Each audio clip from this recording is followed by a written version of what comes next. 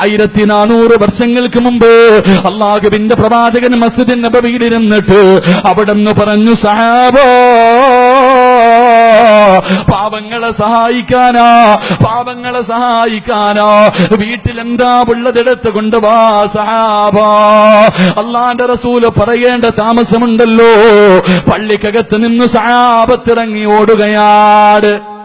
ഒരു സദക്ക ചോദിച്ചപ്പോ ഉള്ളതെടുത്ത് കൊണ്ടുവരാ പറഞ്ഞപ്പോ പള്ളിക്കകത്ത് നിന്ന് സഹാബത്തിറങ്ങി ഓടുകയാണ്. അവരുടെ വീടുകളിലേക്ക് ഓടിച്ചെന്നു. കയ്യിൽ കിട്ടുന്നതെടുത്ത് കൊണ്ടുവരികയാ.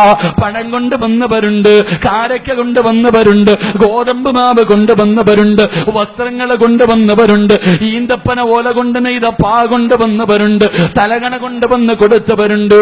അല്ലാഹുവിന്റെ പ്രവാചകന് സദക്ക ചോദിച്ചപ്പോ സഹാബത്ത് മുഴുവനും വീട്ടിൽ നിന്ന് ഓടുകയാണ്. പള്ളിയിൽ നിന്ന് വീട്ടിലേക്ക് ഓടി, വീട്ടിൽ നിന്ന് സദക്കയുമായി റസൂലുള്ളാന്റെ മുന്നിലേക്ക് ഓടുകയാ. അല്ലാഹുവേ, ഈ സമയമുണ്ടല്ലോ, ഇബ്നു ബുകൈൽ എന്ന് പറയുന്ന ഒരു സഹാബിയുണ്ട്. പടച്ച റബ്ബേ, 2 കാലുമില്ല ഈ സഹാബിക്ക്, 2 കാലുമില്ല, ഇടത് കൈയില്ല, വലത് കൈ മാത്രമേ ഉള്ളൂ. ഈ സഹാബി നോക്കുമ്പോ തന്റെ വീടിന്റെ മുന്നിലൂടെ സഹാബത്തിങ്ങനെ ഓടുകയാണ്. കാലില്ലാതെ നിരങ്ങി വീടിന്റെ വഴിയിൽ വന്നു. ഓടുന്ന ഒരു ചെറുപ്പക്കാരനായ സഹാബിയോട്, മോനെ, വളരെ സന്തോഷത്തോടെ ഓടുകയാണല്ലോ, എവിടേക്കാ പോകുന്നത്? അവിടെന്ന് പറഞ്ഞു, തങ്ങളെ, അള്ളാന്റെ റസൂല് സദക്ക ചോദിച്ചിരിക്കുകയാ. കൊടുത്താ കിട്ടുന്ന പ്രതിഫലം സ്വർഗമാണ്, കൊടുത്താ കിട്ടുന്ന പ്രതിഫലം സ്വർഗമാ. പടച്ച റബ്ബിനെ കാണാനുള്ള ഭാഗ്യമാ. എന്റെ വീട്ടിലാകെയുള്ളതൽപ്പം ഗോതമ്പ് മാവാട്, ഇത് കൊടുക്കാ പോവുകയാണ്. ഇബ്നു ബുകൈൽ തങ്ങളുടെ കണ്ണ് നിറഞ്ഞൊഴുകാൻ തുടങ്ങി. പടച്ച റബ്ബേ, എന്റെ കയ്യിലൊന്നുമില്ലല്ലോ അല്ലാ, എന്റെ കയ്യിലൊന്നുമില്ലല്ലോ അല്ലാ. മരിക്കുന്ന സമയത്ത് സ്വർഗം കാണണമെന്ന് വല്ലാത്ത മോഹമാ, എന്നെ പടച്ച റബ്ബിനെ കാണണമെന്ന് വല്ലാത്ത ആഗ്രഹമാ. ഇബ്നു ബുകൈൽ എന്ന സഹാബിയുണ്ടല്ലോ, വീട്ടിലേക്ക് വന്നിട്ടിരുന്ന് കരയുകയാണ്. കാരണം കൊടുക്കാനൊന്നുമില്ല. പാവപ്പെട്ടവനാണല്ലോ, വികലാംഗനാണല്ലോ. വീടിനകത്തിരുന്ന് വല്ലാത്ത കരച്ചലാ പെങ്ങളെ.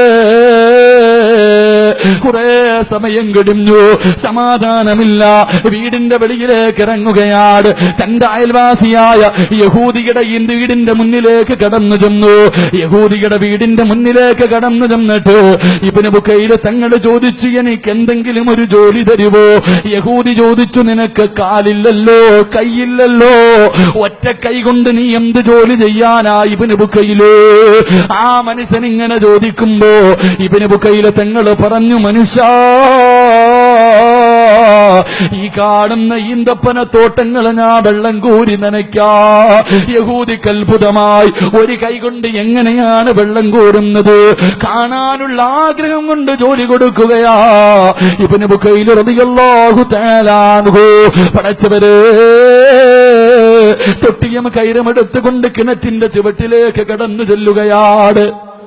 കിണറ്റിന്റെ ചുവട്ടിലേക്ക് കടന്നു ചെന്നു.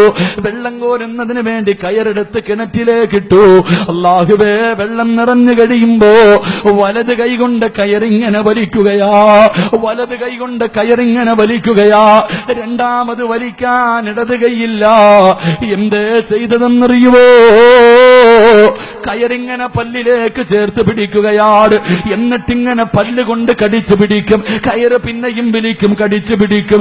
ഇതുപോലെ വെള്ളം മുകളിലെത്തുമ്പോ കയറ് കൊണ്ട് പല്ലുകൊണ്ട് കയറ് കടിച്ചു പിടിച്ചിട്ട് വെള്ളം ഇങ്ങനെ എടുത്ത് പാത്രത്തിൽ ചരിക്കുകയാ.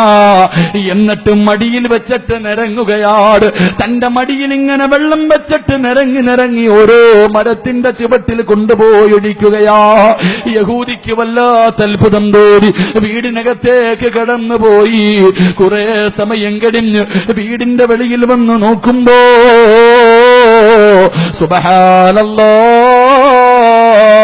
വെള്ളം കോരിക്കൊണ്ടിരുന്ന ഇബ്നു ബുകൈൽ തങ്ങളെ കാണുന്നില്ല.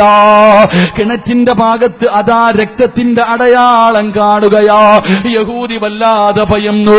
പടച്ചവരെ തെരഞ്ഞോടുകയാണ്.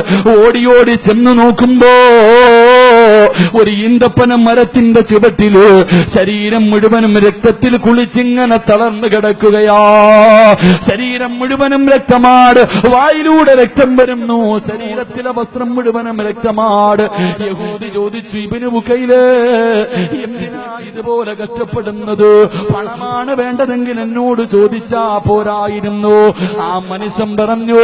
ആ മനുഷ്യൻ എങ്ങനെ പറയുമ്പോ ഇബ്നു ബുക്കൈല് തങ്ങൾ മിണ്ടാതെ നിൽക്കുകയാ. ഇത്ര അത്യാവശ്യം എന്ത് എന്ന് ചോദിക്കുമ്പോ അവിടെന്ന് പറഞ്ഞു, മനുഷ്യ, എന്റെ റസൂലുള്ള സദക്ക ചോദിച്ചിരിക്കുകയാ, ലോകത്തിന്റെ നേതാവ് സദക്ക ചോദിച്ചിരിക്കുകയാ. കൊടുത്താ കിട്ടുന്ന സ്വർഗമാണ്, കൊടുത്താ കിട്ടുന്ന പ്രതിഫലം സ്വർഗമാ. എന്നെ പടച്ച റബ്ബിനെ കാണാനുള്ള ഭാഗ്യമാ. എന്റെ കൂലിയെന്ന് തരുവോ, എന്റെ കൂലിയെന്ന് തരുവോ? യഹൂദി അല്ലാഹുവേ 4 ദിർഹമെടുത്ത് കയ്യിൽ വെച്ച് കൊടുത്തു. ഇബ്നു ബുക്കൈല് റളിയല്ലാഹു തആല അൻഹുവിന് വല്ലാത്ത സന്തോഷമായി. അല്ലാഹുവേ, ഇലാ ഹദ്റത്തി റസൂലില്ലാഹ്, അല്ലാഹുവിന്റെ റസൂലിന്റെ മുന്നിലേക്ക് പോവുകയാ. പ്രവാചകൻ സഹാബത്തിന്റെ ഇടയിലിരിക്കുമ്പോ വായിലൂടെ രക്തമൊലിപ്പിച്ച്, ശരീരം മുഴുവനും രക്തമൊലിപ്പിച്ച് ഇബ്നു ബുക്കൈൽ എന്ന് പറയുന്ന സ്വഹാബി ഇങ്ങനെ ഇഴഞ്ഞിഴഞ്ഞു വരികയാണ്. അല്ലാഹുവിന്റെ റസൂലിന് സഹിച്ചില്ല. എഴുന്നേറ്റ് ഓടിച്ചെന്നു, എഴുന്നേറ്റ് ഓടിച്ചെന്നു. അവിടെ നിന്ന് ചോദിച്ചു, ഇബ്നു ബുക്കൈല്, എന്തേ പറ്റിയത്? ആരാ നിന്നെ ഉപദ്രവിച്ചത്? ആരാ നിന്നെ ഉപദ്രവിച്ചത്? കയ്യും കാലുമില്ലാത്ത നിന്നെ ആരാ ഇതുപോലെ തല്ലിച്ചതച്ചത്? ഇബ്നു ബുക്കൈൽ റളിയല്ലാഹു തആല അൻഹു ചിരിക്കുകയാ. യാ റസൂലല്ലാഹ്, ആരും എന്നെ ഒന്നും ചെയ്തില്ല നബിയേ, ആരും എന്നെ ഒന്നും ചെയ്തില്ല നബിയേ. പിന്നെ എങ്ങനാ നിന്റെ രക്തം വരുന്നത്? നിന്റെ വായിലൂടെ രക്തം ഇങ്ങനെ വീഴുന്നല്ലോ, നിന്റെ ശരീരം മുഴുവനും രക്തമാണല്ലോ. യാ റസൂലല്ലാഹ്, അതാ അന്ന് സദക്ക ചോദിച്ചപ്പോ തരാൻ എന്റെ കയ്യിലില്ല.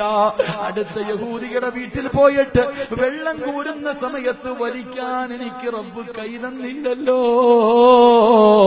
വലിക്കാൻ കൈയില്ലാതെ എന്റെ പല്ലുകൊണ്ട് കയറ് കടിച്ചു പിടിച്ചിട്ട് എന്റെ നാവും ചുണ്ടും മുറിഞ്ഞിട്ട് രക്തം വരുന്നതാ നബിയേ. കയറിങ്ങനെ കടിച്ചു പിടിച്ചിട്ട് ചുണ്ടൻ നാവും മുറിഞ്ഞിട്ട് രക്തം ഇങ്ങനെ ഒലിക്കുകയാണ്. എന്റെ കാലിലെ രക്തം ഏതെന്നറിയോ? എന്റെ ശരീരത്തിലെ രക്തം ഏതെന്നറിയോ?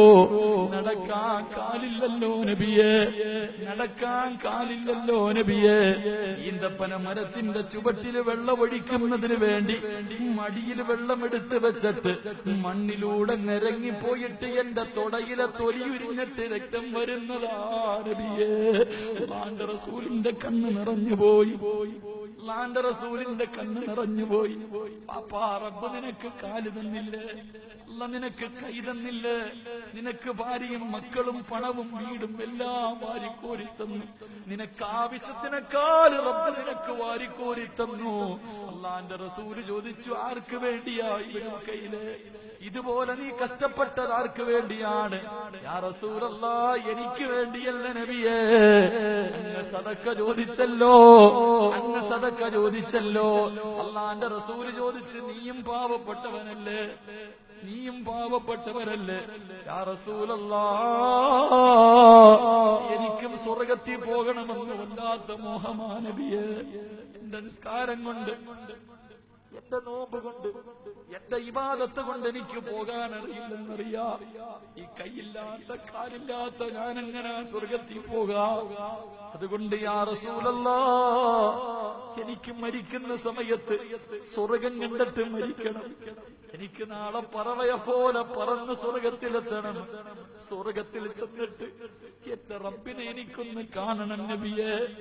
എന്നെ പടച്ച റബ്ബിനെ കാണാനുള്ള കൊതി കൊണ്ടാണ് യാ റസൂലല്ലാഹ് ഇതുപോലെ ഞാൻ ചെയ്തതെന്ന് പറഞ്ഞ് കയ്യിലിരുന്ന 4 ദിർഹം എടുത്തിട്ട് റസൂലുള്ളാഹിന്റെ കയ്യിലേക്ക് വെച്ചു കൊടുക്കുമ്പോ